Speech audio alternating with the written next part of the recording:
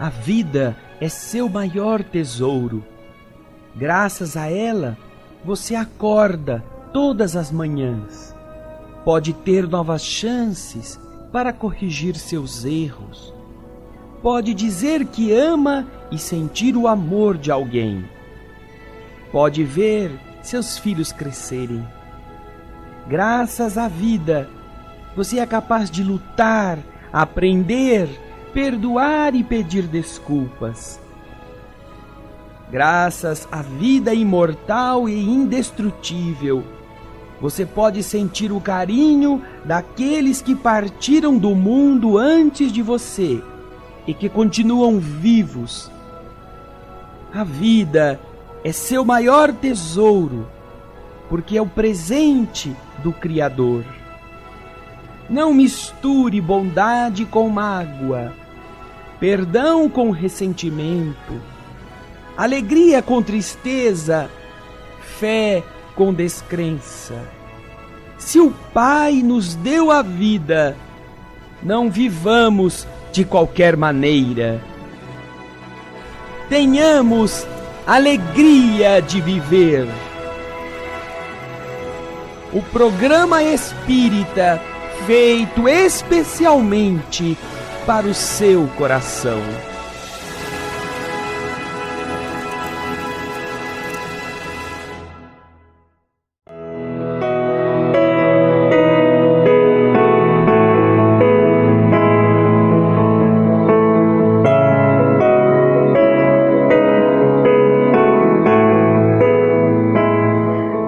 Sejam bem-vindos a mais um programa Alegria de Viver, em que nós estamos aqui no primeiro dia do ano, dando início, continuidade a toda a nossa programação. É muito bom, como eu sempre digo, que é muito bom estarmos aqui reunidos e iniciar o ano assim, com coisas tão positivas, com as mensagens, as obras de Chico, de Emmanuel, com esses livros maravilhosos que chegam até nós, tantas coisas que alimentam a nossa alma, que esse ano possa ser então repleto de coisas positivas e de muito aprendizado. Eu sou Solange Godoy, junto com o André Luiz Ruiz. Como vai, André? Olá, Solange! Olá, queridas irmãs, queridos irmãos! Feliz 2018! E nada melhor para um novo ano que nós pensemos no nosso caminho de luz, caminho luminoso, caminho que neste novo ano poderemos construir. Se tivermos vontade, não nos falta a orientação do bem, através da doutrina espírita, que a Boa Nova faz chegar a você, inclusive no primeiro dia do ano. O dia da paz universal, em que todo mundo está tranquilo em sua casa, a Boa Nova está trabalhando, fazendo com que você sinta que ela ama cada um dos seus ouvintes e deseja também um feliz 2018, como é o que desejam Luiz Leite e Alailson Cunha.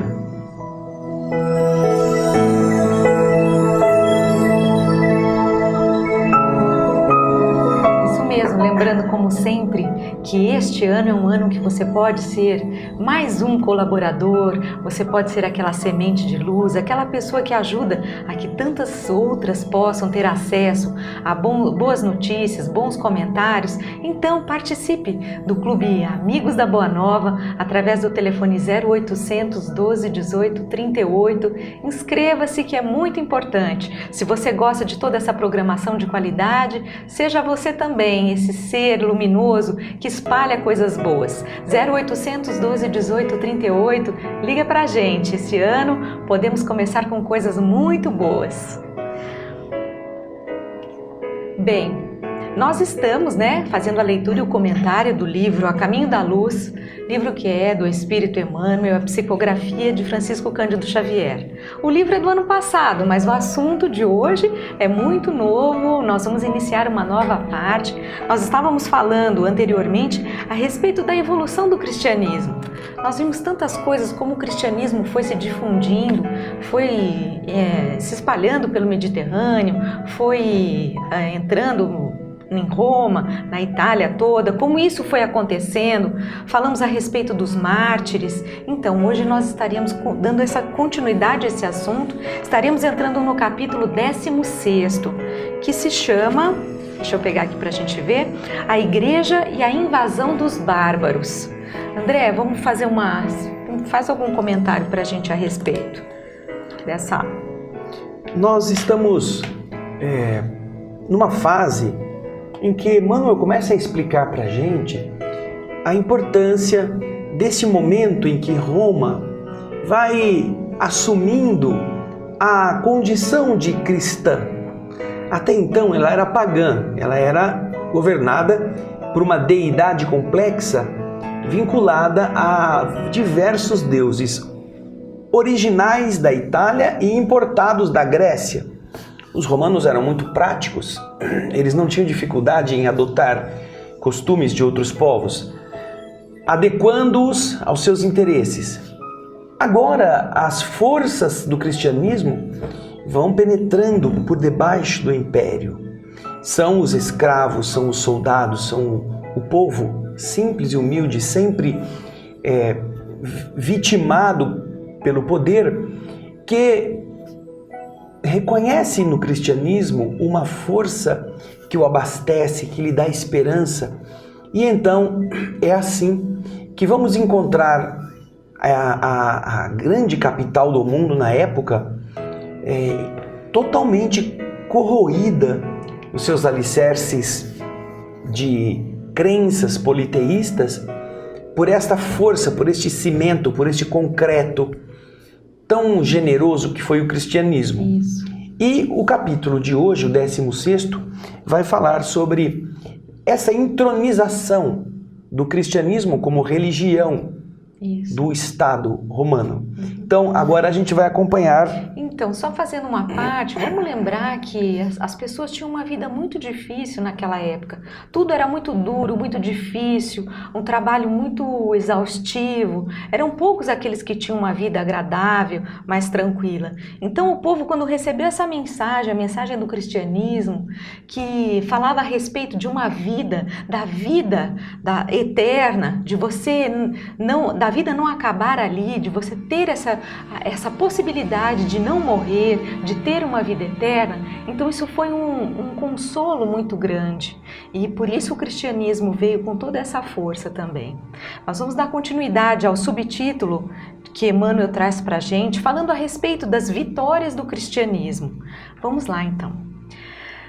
Constantino, no seu caminho de realizações, consegue levar a efeito a nova organização administrativa do Império, começada no governo de Diocleciano, dividindo em 4 prefeituras, que foram as do Oriente, da Ilíria, da Itália e das Gálias, que por sua vez eram divididas em dioceses dirigidas respectivamente por prefeitos e vigários. Para vocês verem como é antiga essa denominação de diocese. Prefeitura eram os termos, era o termo usado para as partes do império que foram assim organizadas numa subdivisão. Era mais fácil governar através de pedaços do que manter tudo aquilo tão grande num governo central. E também dioceses que eram governadas por vigários. As prefeituras por prefeitos e as dioceses por vigários. Até hoje ainda existe na hierarquia religiosa a divisão por dioceses, que são os bispos responsáveis pelas dioceses. Não é? São paróquias, que são pedaços menores das dioceses, que se reúnem para formar uma diocese maior, né? Que tem uma sede. O Vaticano ele tem toda uma estrutura hierárquica que é como se fosse a de um governo, que tem estado, território, né? Tem o governo nacional, depois tem os estados, depois tem as cidades, os municípios. Então é muito interessante. E olha, já vem do tempo de lá Constantino, atrás. Não é? Isso aí.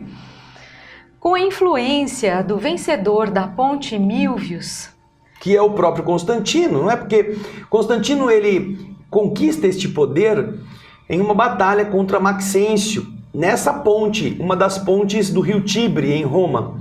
E é nesta ocasião em que ele tem aquele sonho famoso, Isso. que ele vê uma cruz e um símbolo, ou este símbolo com uma escrita que dizia a ele: com este sinal vencerás. Então ele acorda e manda pintar aquele símbolo nos escudos de todos os seus soldados.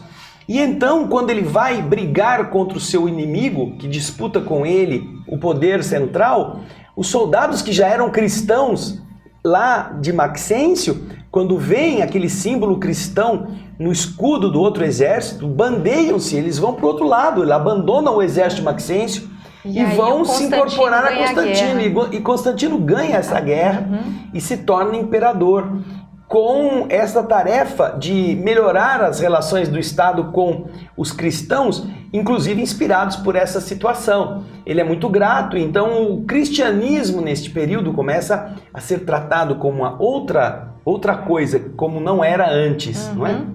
Então, com a influência de Constantino, efetua-se o Concílio Ecumênico de Nicéia para combater o bispo Ário, padre de Alexandria, que negara a divindade do Cristo. Havia muitas discussões no começo da tradição teológica do próprio cristianismo, em que alguns defendiam determinadas correntes, outros não. E uma das coisas mais fundamentais nesta época era considerar Jesus como Deus. Havia uma predominância na igreja de uma corrente que negava a Jesus a condição divina. Esta corrente, ela era capitaneada, ela era representada por um bispo, como ele está dizendo aqui, um bispo de Alexandria, chamado Ário. E este bispo, junto com outros, também defendiam que Jesus não era Deus, mas para a igreja era importante que Jesus fosse Deus, porque daí haveria um poder divino estabelecendo a autoridade da religião, do papado, por sua vez, sobre todas as pessoas, sobre todos os impérios, porque a igreja representaria o próprio Deus. Então, nessa discussão se Jesus era Deus, se não era Deus, Constantino resolve pôr um fim nesse negócio. Então ele reúne o Concílio de Nicéia e aqueles que eram contra a divindade de Jesus são excomungados da igreja, são postos para fora. Este concílio varre da igreja todas as opiniões contrárias à divindade, entre as quais estava a do bispo Ário. E uma grande corrente, grande número de bispos que também pensavam desta forma. E isto começa a originar, então, aquelas primeiras autorizações ou aquelas primeiras manifestações dogmáticas, aquelas frases que davam com uma orientação para o rebanho conceitos que não eram discutíveis, tinham que ser aceitos. E é o que eles chamam de dogmas. Que esses primeiros dogmas católicos, eles saem com força de lei desse parlamento, dessa reunião eclesiástica que ocorreu em 325. É o Concílio Ecumênico de Nicéia. Caso você queira estudar de uma forma mais profunda, não só a história, que é óbvio, você vai encontrar muitas versões históricas de historiadores famosos e inclusive de época, falando sobre o Concílio de Nicéia. Mas existe um livro muito interessante chamado Cristianismo e Espiritismo, que comenta sobre essas artimanhas feitas pela Igreja Católica para se livrar daqueles que eram opositores aos seus interesses dentro da própria Igreja. Este livro é de autoria de Leon Denis, um filósofo espírita muito conhecido, contemporâneo, quase contemporâneo de Allan Kardec. Ele era jovem quando Allan Kardec já estava no fim da sua tarefa na Terra, e ele sucede com a finalidade de organizar o pensamento espírita, e ele escreveu várias obras, entre elas está esta, Cristianismo e Espiritismo, que eu recomendo com bastante ênfase que você que gosta de história possa ler, porque ele faz muitas comparações entre aquilo que a igreja estava desejando ser e aquilo que na lógica e na forma clara alguns não aceitavam. Por que foram os reencarnacionistas postos para fora da igreja?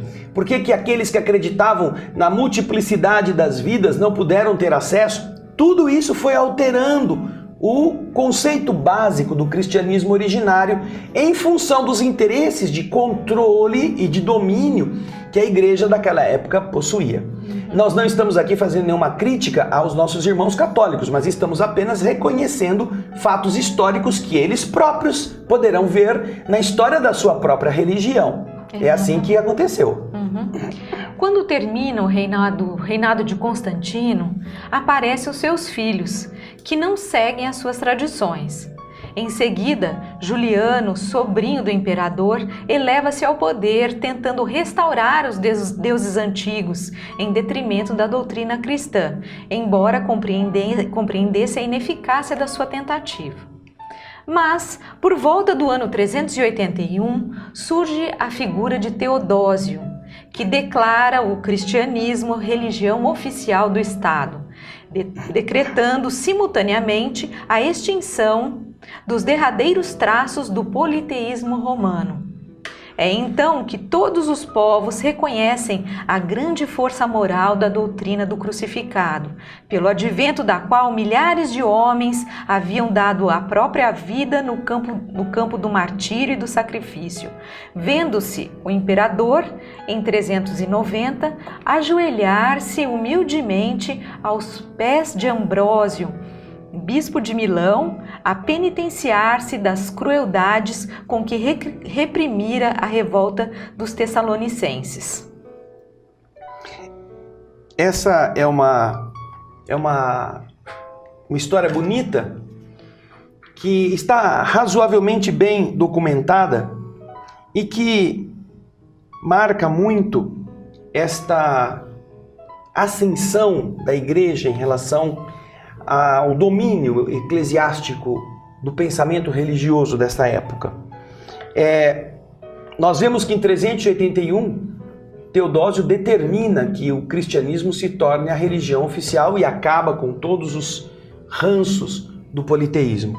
E esta força que o império dá ao cristianismo é muito importante, porque não só pelo aspecto político, ainda que haja uma série de concessões ou de consequências para a religiosidade, porque ela se torna oficial, não é? A representante de Deus encarnada numa pessoa, no Papa e acima até do próprio imperador. Monoteísta, banindo os outros cultos, politeístas, exatamente. Ou seja, aqueles que cultuavam aqueles deuses, né, mitológicos, aqueles deuses que inclusive vinham lá da Grécia Antiga, que depois mudaram de nome quando se tornaram, né, quando Roma surgiu.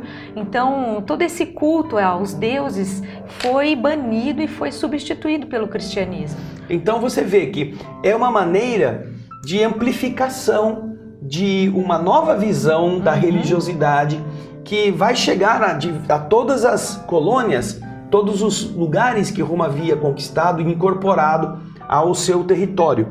É então que se vê um grande avanço da fé católica ou da fé cristã, aí depois transformada em católica, a englobar a mente e melhorar a forma de relacionamento daqueles que não tinham às vezes muitas noções e que agora podem entender-se com um conjunto de conceitos moralizadores, agora enraizados na força divina, não é? Isso veio com tal força que ajoelhou-se humildemente aos pés de Ambrósio, que era o bispo de Milão, a penitenciar-se. Imagina a força, imagina fazer com que alguém se ajoelhe diante de um bispo, se penitenciando, dizendo que errou por toda aquela maldade, todas aquelas atrocidades que ele havia cometido. Isso mesmo. Então isso veio com um poder muito grande.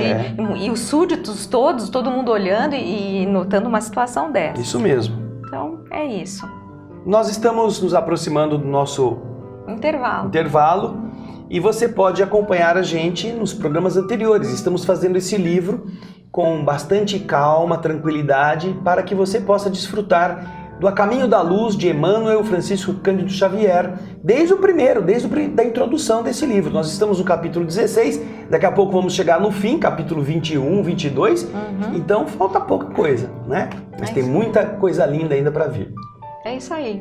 Faremos um breve intervalo, programa Alegria de Viver. Daqui a pouquinho estaremos de volta. Até lá.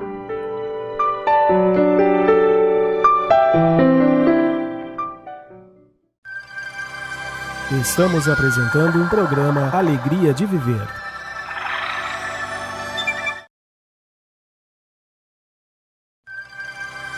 Programa Alegria de Viver está voltando.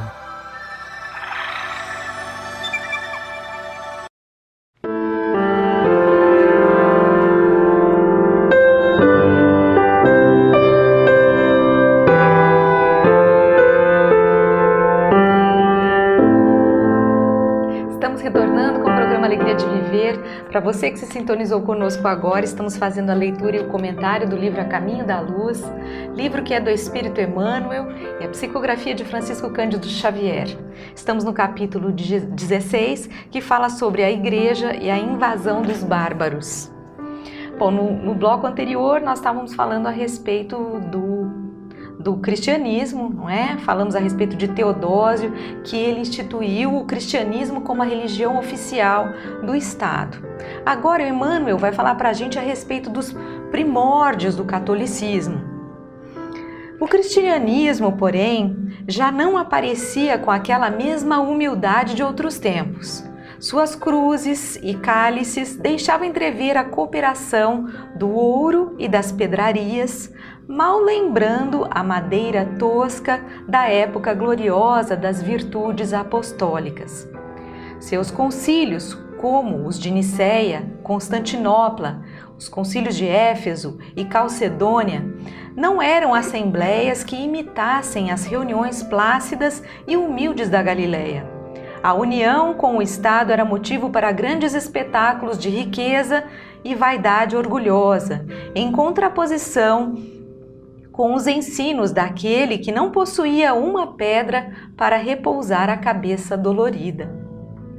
As autoridades eclesiásticas compreendem que é preciso fanatizar o povo, impondo-lhe suas ideias e suas concepções, e, longe de educarem a alma das massas na sublime direção do Nazareno, entram em acordo com a sua preferência pelas solenidades exteriores, pelo culto fácil do mundo externo, tão do gosto dos antigos romanos, pouco inclinados às indagações transcendentes. É, como se vê, uma opção, é uma forma de tentar cooptar aqueles que estão como rebanho, desejando o que é fácil.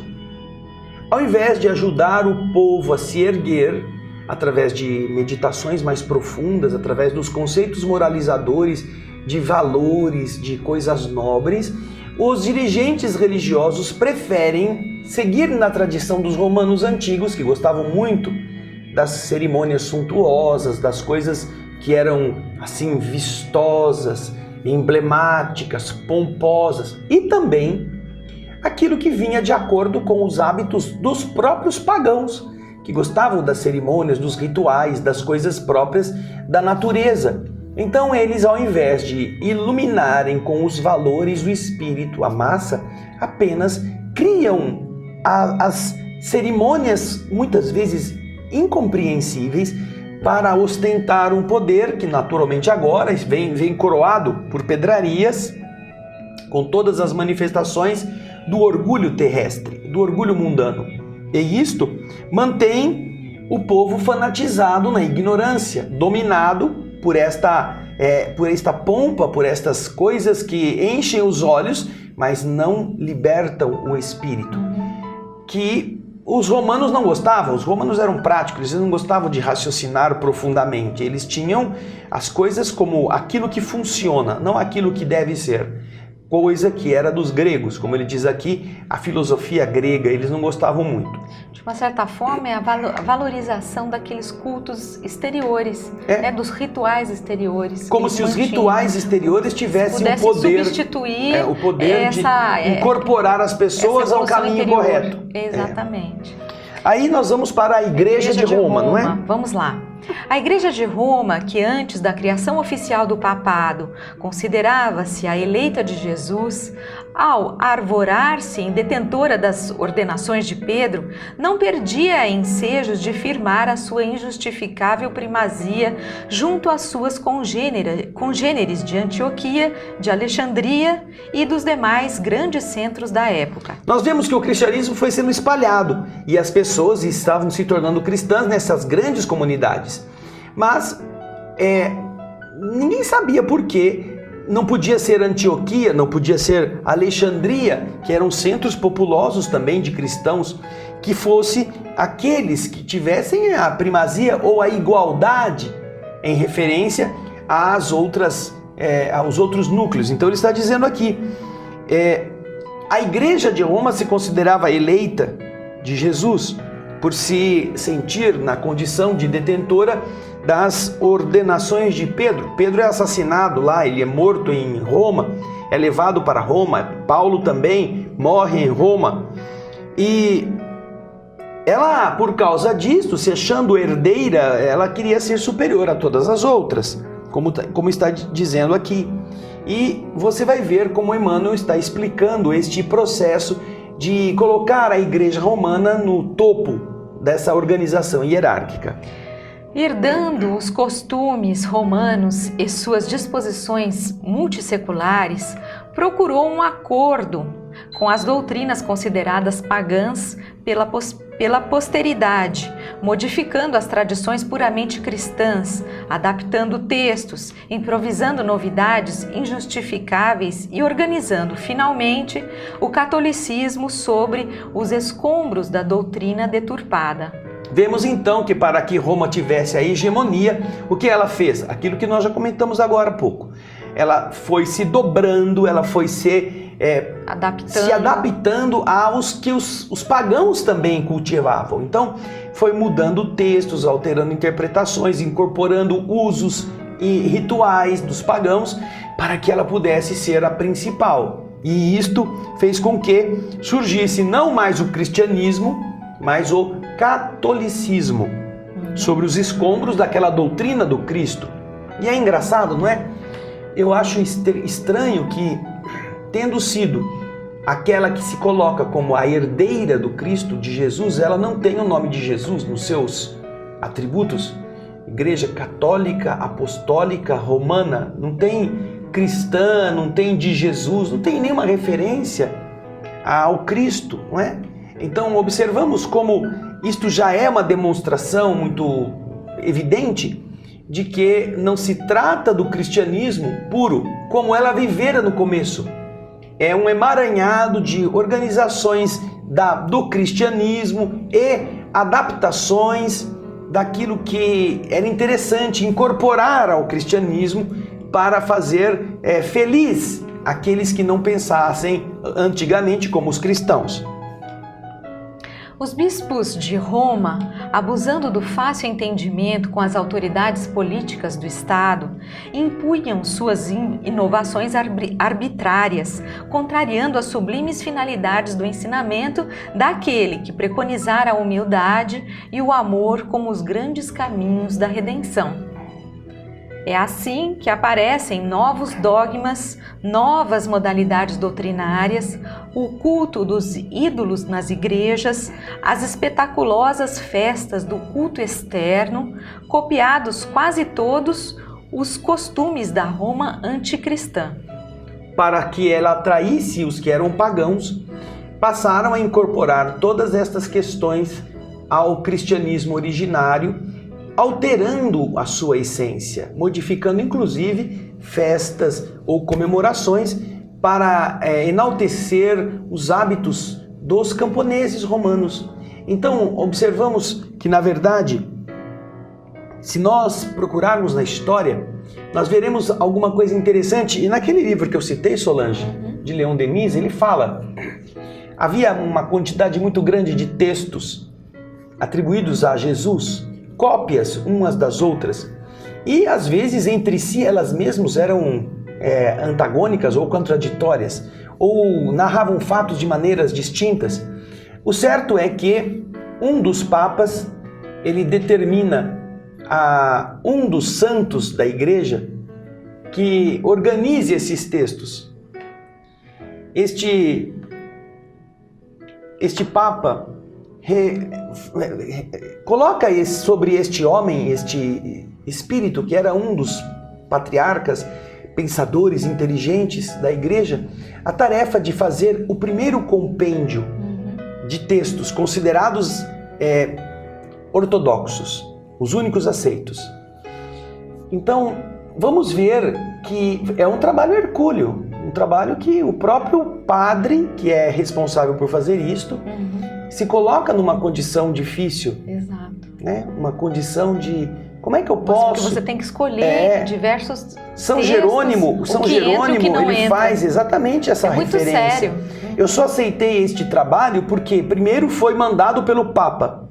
E, em segundo, que não pode conviver o certo e o errado simultaneamente. Então, ele usa essa justificativa para tentar opor-se àquilo que era a condenação que ele receberia dos que iam ler o texto novo, diferente do texto que estava acostumado a ler, que era o antigo.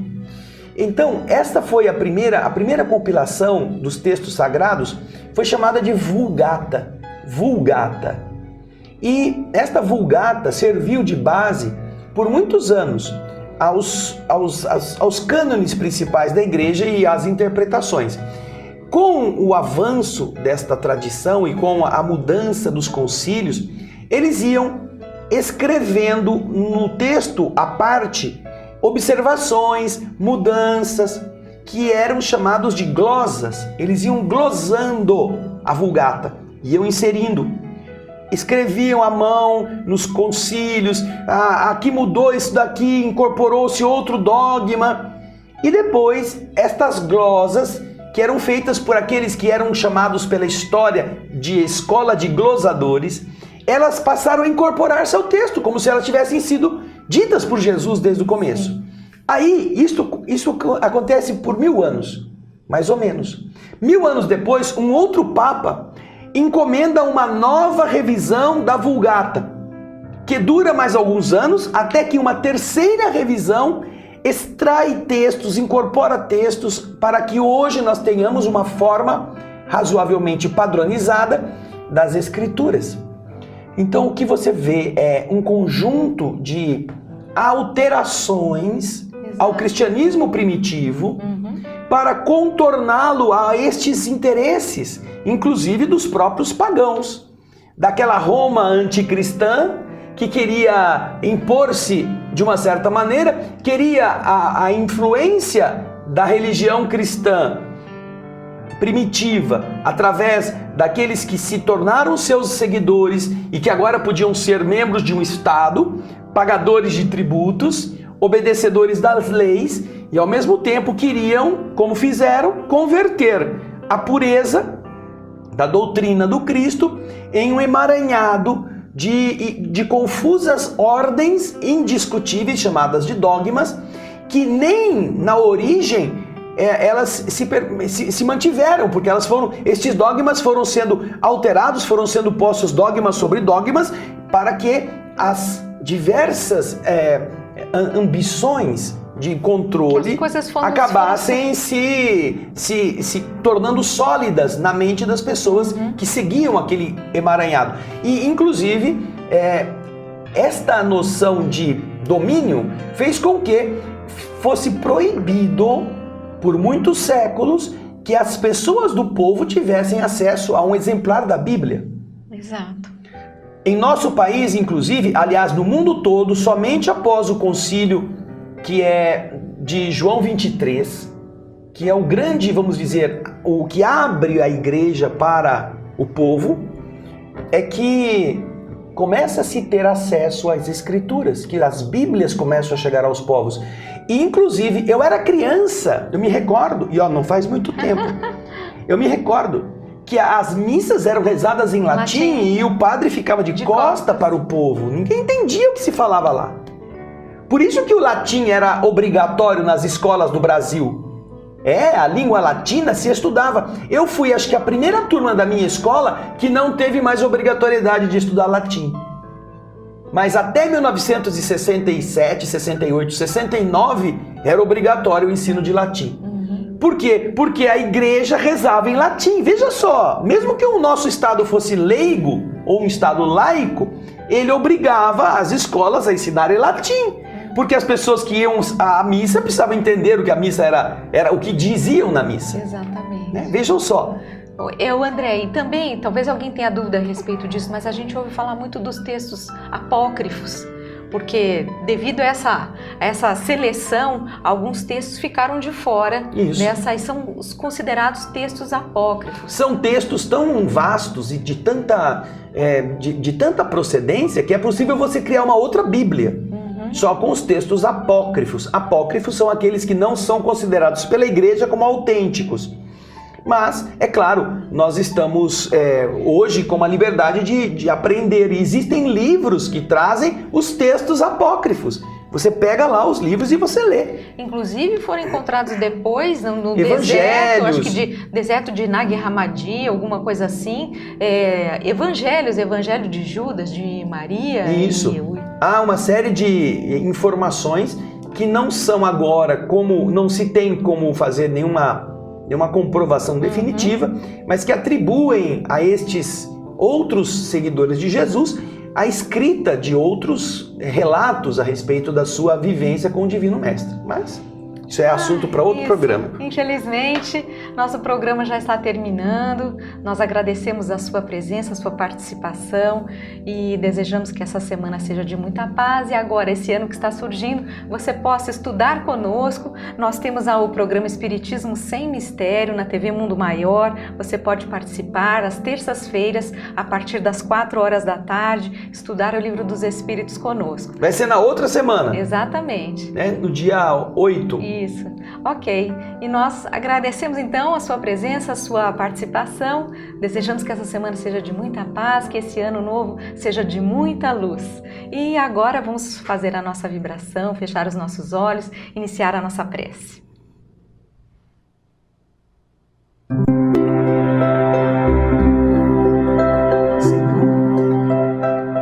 Em mais um ano que começa e que nós temos a honra de estarmos vivendo num corpo de carne na terra, que nós voltemos para o que acabou em gratidão por tudo que aprendemos, pelas experiências vividas, tenham sido elas de felicidade ou de dor, porque todas elas puderam nos talhar da mesma forma que a lixa áspera raspa a pedra e que a flanela lhe dá brilho, também a vida possui as lixas que nos raspam as arestas, mas também é repleta de lã e veludo que vêm dar o brilho necessário. Da mesma maneira, portanto, que o ontem recebe de nós a gratidão, nós nos posicionamos agora diante do novo ano, do amanhã que começamos a construir, reconhecendo que ele haverá de ter a aparência que desejarmos, que não é por um golpe de sorte, nem é pelo místico poder de uma crença qualquer, espelhada em rituais e maneirismos, em misticismos e oferendas, que este ano terá um destino diferente, ou que nos dará um contorno mais brilhante. Somente nós mesmos é que poderemos, com a fé em algo de bom, dar a Ele aquilo que de verdade representará ao final o ambiente triunfal do homem atrasado sobre o homem melhor. no novo ano, Senhor. Na convenção dos homens, pode parecer um marco zero, no qual nós comparecemos, mas não zeramos nossos defeitos, não zeramos nossos vícios. Por isso é que para que no próximo momento em que o novo ano se anunciar, 2019, ele só será diferente se nós hoje elencarmos os vícios, os hábitos nocivos que nos prejudicam, para que lutemos contra eles. E então 2018 será melhor, porque nós decidimos ser melhores. 2018 será o ano em que nós melhoraremos o nosso vocabulário, riscando os palavrões da nossa manifestação diária. Melhoraremos quando em 2018 abdicarmos dos vícios que destroem o corpo tão perfeito, que nos estragam a condição de espíritos destinados à construção de um mundo diferente. 2018 será melhor para a gente, se nós formos melhor para Ele. Ajuda-nos, Senhor, a não nos enganar, a não nos iludir. Ajuda-nos não apenas a pedir, não apenas a dizer que acreditamos em Você, mas a termos uma postura que a nossa fé representa todos os dias em nossas ações. Obrigado, Jesus. Obrigada, queridas irmãs, queridos irmãos. Muita paz.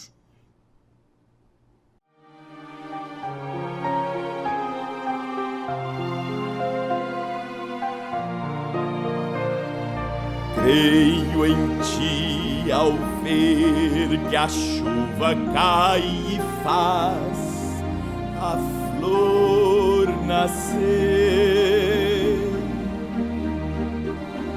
Creio em Ti, pois sei que enquanto é noite aqui, é dia ali.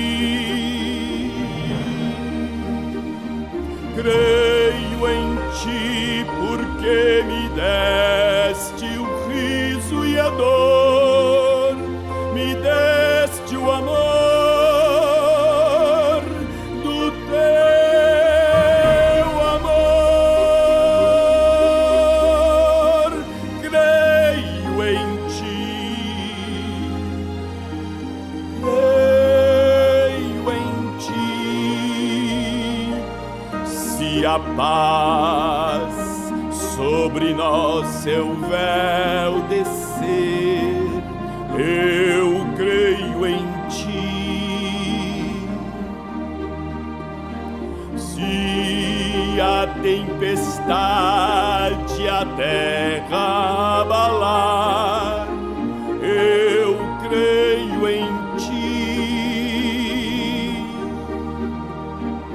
Cada vez que neste mundo eu escutar alguém cantar, alguém chorar,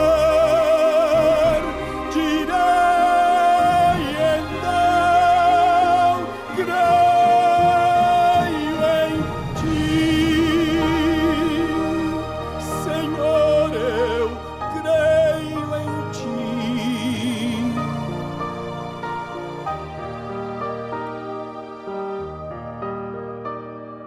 Creio em Ti, creio.